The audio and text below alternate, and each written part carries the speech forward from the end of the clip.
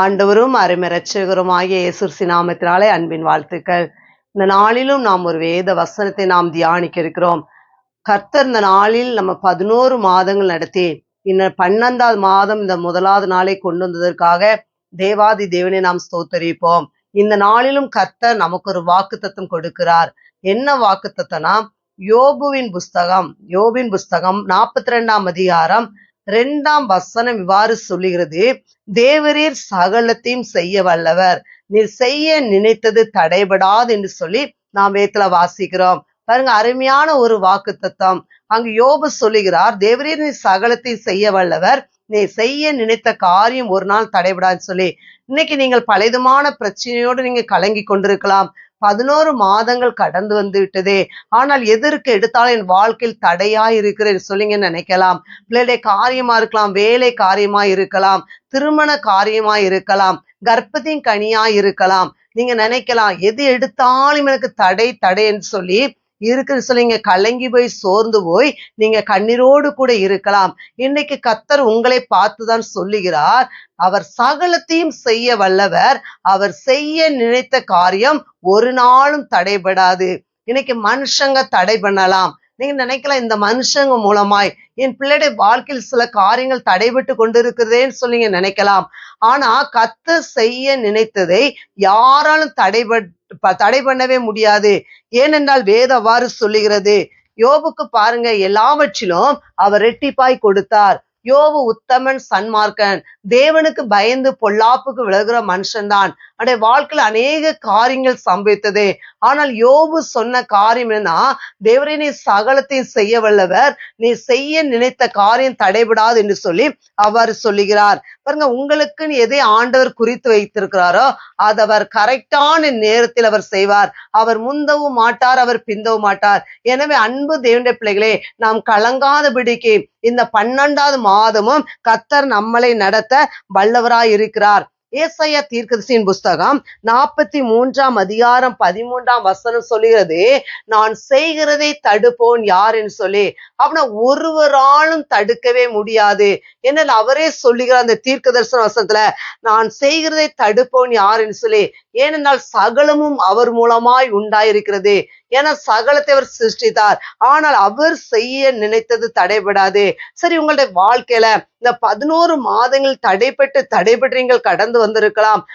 முதலாவது காரியம் என்னன்னா, கர்த்தர் சொல்லுகிறார், யாக்கோபு 1ஆம் அதிகாரம் 12ஆம் வசனம் சொல்லுகிறது, சோதனை சகிக்கிற மனுஷன் பாக்கியவான், அவன் உத்தமன் விளங்கின பின்பு வாக்கு தத்தமுள்ள ஜீவகிடத்தை பெறுவான் சொல்லி.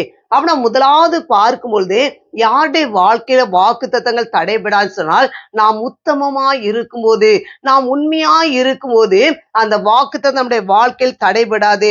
அது ஆபிரகாமை பார்த்ததுன்னு சொல்லுகிறார். ஆதியாகமம் 17ஆம் அதிகாரம் 1ஆம் வசனத்துல சொல்லுகிறார், நீ எனக்கு முன்பாக நடந்து கொண்டு உத்தமனாயிரு. ஆபிரகாமை அவ்வாறு சொல்லுகிறார், நான் உன்னை மிகவும் திரளாய் பெருக பண்ணுவேன், உன்னை பெரிய ஜாதியாக்குவேன், உன்னை ஆசீர்வதிப்பேன் என்று சொல்லி அவர் சொல்லுகிறான். வேதத்துல வாசிக்கிறோம். அது மாத்திரமல்ல, உபாகம் 1ஆம் அதிகாரம் 36ஆம் வசனம் சொல்லுது, காலேப் கர்த்தரை உத்தமாய் பின்பற்றினபடியால் அவன் மிதித்து வந்த தேசத்தை அவனுக்கும் அவன் பிள்ளைகளுக்கும் கொடுத்தார் என்று சொல்லி. அப்படின்னா நீங்க உத்தமாய் பின்பற்றும் போது உங்கள் பிள்ளைகளையும் கர்த்தர் ஆசீர்வதிப்பார். அதை எசேக்கியா ராஜா பாருங்க, அவர் சொல்லுகிறார், இந்த வியாதிப்பட்ட சூழ்நிலையில நாம் உனக்கு முன்பாக உண்மை உத்தமாய் இருந்தேன் என்பதை நினைத்தருன்னு சொல்லி எசேக்கியா மிகவல்தான். அதனாலதான் அங்க எசேக்கியா ராஜாவுக்கு கர்த்தர் ஆயுசு நாட்களை அவர் நீட்டி கொடுக்கிறார். எனவே நாம் உத்தமாய் இருக்க வேண்டும். உன் தேவனுக்கு முன்பனாக உத்தமனாயிருக்க கடவாய். உபாகமம் 18ஆம் அதிகாரம் நீங்க 10லிருந்து 13ஆம் வசனம் வரை வாசித்து பார்க்கும் பொழுது, உன் தேவனுக்கு முன்பாக உத்தமனாயிருக்க கடவாய். அங்க என்ன காரியங்கள் சொல்லப்பட்டதா அந்த வேத வசனம் நீங்க தியானிக்கும் போது நாள் பார்க்கிற காரியம் அங்க சொல்லப்படுது. இதெல்லாம் தேவன் வெறுக்கிற காரியம். அது எல்லாம் நாம் வெறுத்து நாம் உத்தமமாய் இருக்க வேண்டும். அது மாத்திரமல்ல, உன் பாளையம் சுத்தமா இருக்கிறது சொல்லி உபாகமத்துல வாசிக்கிறோம். அதே போலதான் தாவீது பார்க்கும்போது தாவீது இருதயத்தை போல அங்கு பார்க்கிறோம், தன் தேவனாகிய கர்த்தரோடு அவருடைய சகோதரன் உத்தமா இருக்கவில்லை. சாலமோன் உத்தமா இருக்கல, அந்நிய தேவர்களை பின்பற்றினான், அதனுடைய வாழ்க்கை பரிதமா இருந்தது.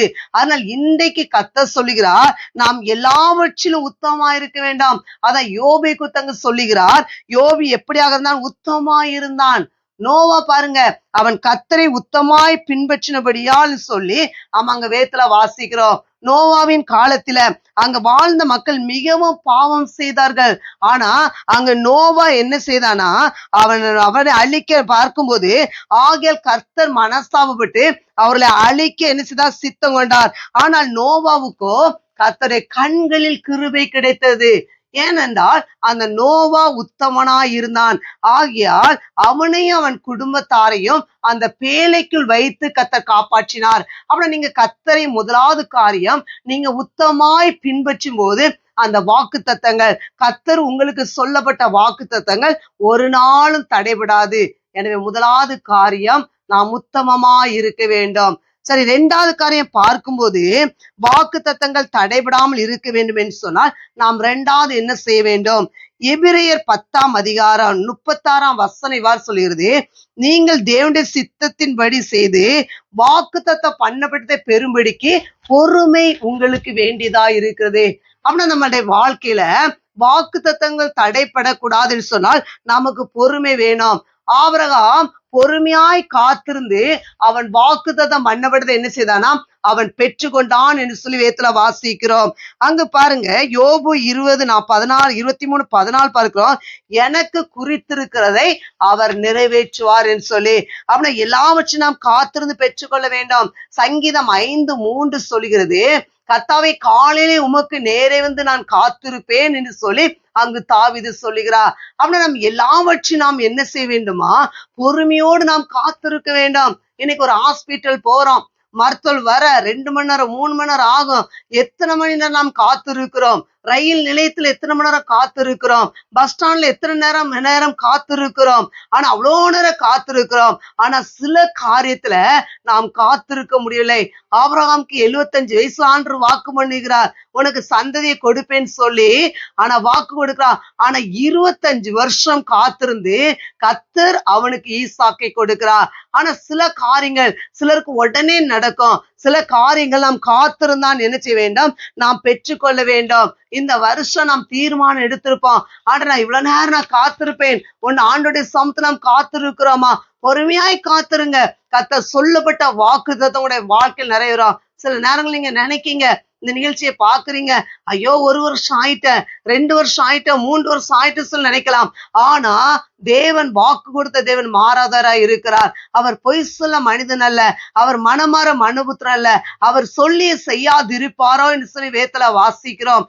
எனவே நாம் வாக்கு தத்தங்களை சுதந்திரிக்க வேண்டும் சொன்னால் இன்றைக்கு நமக்கு இருக்க வேண்டிய காரியம்னா பொறுமை அவசியம்.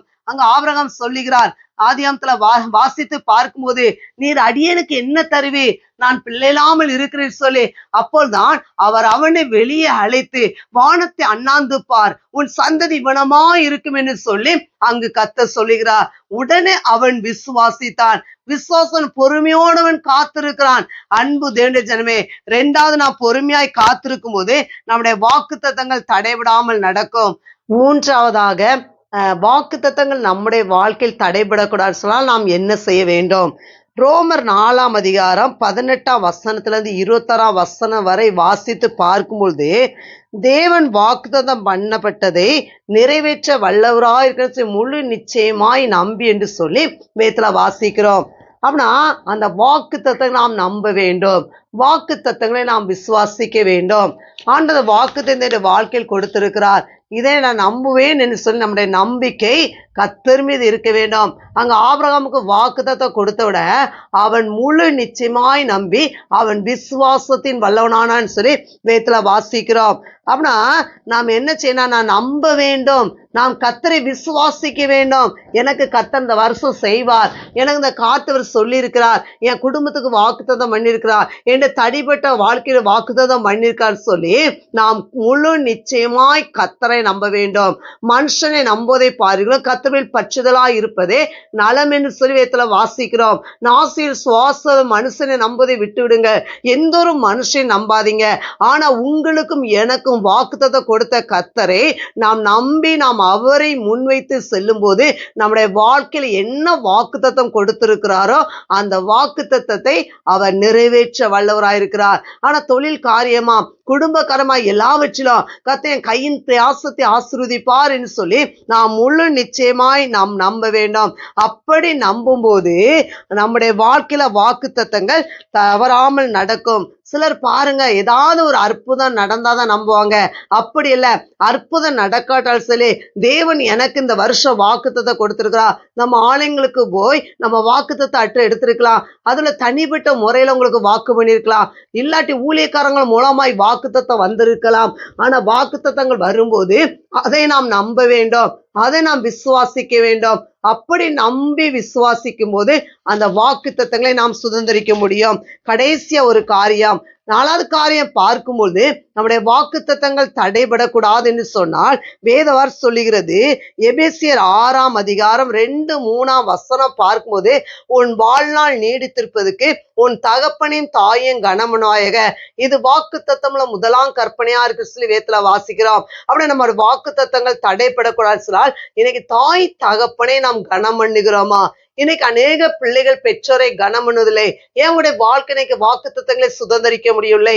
தாய் தகப்பனை நீங்க கனம் பண்ணுவதில்லை. ஆனா அன்பு தேவனுடைய பிள்ளைகளே, நாம் தாய் தகப்பனை நாம் கனம் பண்ண வேண்டும். இன்னைக்கு நிறைய பேர் பார்க்கும்போது பெரியவர்களா ஆன பிறகு முதியோர் இல்லத்திலுமே நாம் சேர்த்து விடுகிறோம். அப்படி இல்ல, இன்னைக்கு சொல்லுங்க, ஆண்டவரே ஏன் தாய் தகப்பனை நான் கனம் பண்ண வேண்டும் என்று சொல்லி நீங்க சொல்லி தேவனுடைய சமூகத்துல அறிக்கையிடும் போது உங்களுடைய வாழ்க்கையில வாக்குத்தத்தங்கள் தடைபடாது. எனவே நாம் தாய் தகப்பனை நாம் கனம் பண்ணோமா? நாம் பார்க்கிறோம், கற்பனையில பார்க்கிறோம், தகப்பனை தாயின் கனமனுவாயின்னு சொல்லி நம்ம வாழ்நாள் நீடித்திருக்க வேண்டுமா, நம்ம ஆசீர்வாதமா இருக்கோம்னா நம்ம தாய் தகப்பனை என்ன செய்யணும், நாம் கனம் பண்ண வேண்டும். இன்னைக்கு தாய் தகப்பன் கண்ணீர் வடிக்காதபடிக்கு நாம் என்ன செய்யணும், நாம் கனம் பண்ண வேண்டும்.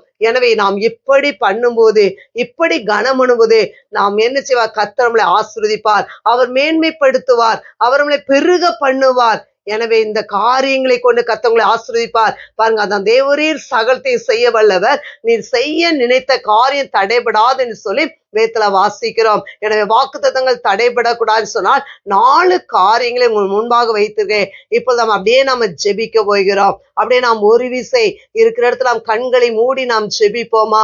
தகப்பனே, இந்த வேலைக்காக நாங்கள் உமக்கு நன்றி செலுத்துகிறோம். பலப்படுத்துற தேவனே, நாங்கள் உமக்கு நன்றி செலுத்துகிறோம். ஆனா எந்தெந்த பிள்ளைகளா அந்த நிகழ்ச்சியை பார்த்து கொண்டு இருக்காங்களோ, என்னுடைய வாழ்க்கைன்னு சொல்லப்பட்ட வாக்குத்தத்தங்கள் நிறைவேறலையே, இன்னும் சொல்லப்பட்ட வாக்குத்தத்தங்கள் நடக்கலேன்னு சொல்லி கலங்கி இருக்கிற பிள்ளைகளுக்காக நான் ஜெபிக்கிறேன். ஆண்டவரே, இந்த வாக்குத்தத்தங்களை இந்த கடைசி மாதத்துக்குள்ள வந்திருக்காங்க. இந்த ஒரு மாதம் தானே இருக்கு, என் வாழ்க்கையில ஒரு அற்புதம் நடக்குமா, என் வாழ்க்கையில ஒரு அதிசயமா நடக்குமா இருக்கிற பிள்ளைகளுக்காக நான் ஜெபிக்கிறேன். அந்த வாக்குத்தத்தங்களை சுதந்திரிக்க நீங்க கிருபை கொடுங்கப்பா. ஆண்டவரே, உத்தமமா இருக்கணும் ஆண்டவரே, பொறுமையோடு இருக்கணும்ப்பா, நம்பிக்கை விசுவாசத்தோடு இருக்கணும் ஆண்டவரே. ஆண்டவரே, தாய் தவனை கனம் பண்ணணும். ஆண்டவர் இப்படிலாம் செய்யும் போது ஆண்டவரே, என்னுடைய வாழ்க்கையில வாக்குத்தத்தங்கள் தடைபடாது. ஒரு வாக்கு கொடுக்கும் கட்டளையோடு நீங்க கொடுக்குறீங்க ஆண்டவரே. பொறுமையா இருக்க, விசுவாசத்தோடு இருக்க, உத்தமமா இருக்க ஆண்டவரே, நீர் கிருபை கொடுக்கும் நாங்கள் ஜெபிக்கிறோமாப்பா. ஒவ்வொரு பிள்ளைடைய வாழ்க்கையிலும் அந்த வாக்குத்தத்தங்களை சுதந்திரித்துக் கொள்ள ஆண்டவரே நீங்க உதவி செய்யும்படி நான் ஜெபிக்கிறேனாப்பா. உடைய காரமான தொழில் காரியமா இருக்கலாம், உடைய வேலை காரியமா இருக்கலாம், திருமண காரியங்களா இருக்கலாம், கர்ப்பதி கனியா இருக்கலாமாப்பா. என்னென்ன வாக்குத்தத்தம் குடும்பங்களுக்கு பிள்ளைகளுடைய வாழ்க்கையை கொடுத்திருக்கீங்களோ அந்த வாக்குத்தத்தங்களை சுதந்திரித்துக் கொள்ள நீங்க உதவி செய்யும் நாங்கள் ஜெபிக்கிறோம். நீங்க மகிமைப்படுங்க, ஆளுகை செய்யுங்க. நீர் அப்படியே செய்யறதுக்காகவே சோதரோம். இயேசு கிறிஸ்து மூலம் ஜெபிக்கிறோம் எங்கள் ஜீவன்ல நல்ல பிதாவே, ஆமேன். அநேக நிகழ்ச்சியை பார்த்திருப்பீங்க. உங்களுடைய வாழ்க்கையில வாக்குத்தத்தங்களை நீங்க சுதந்திரிக்க முடியும். கர்த்தர் தாமே உங்களை ஆசீர்வதிப்பாராக. ஆமேன்.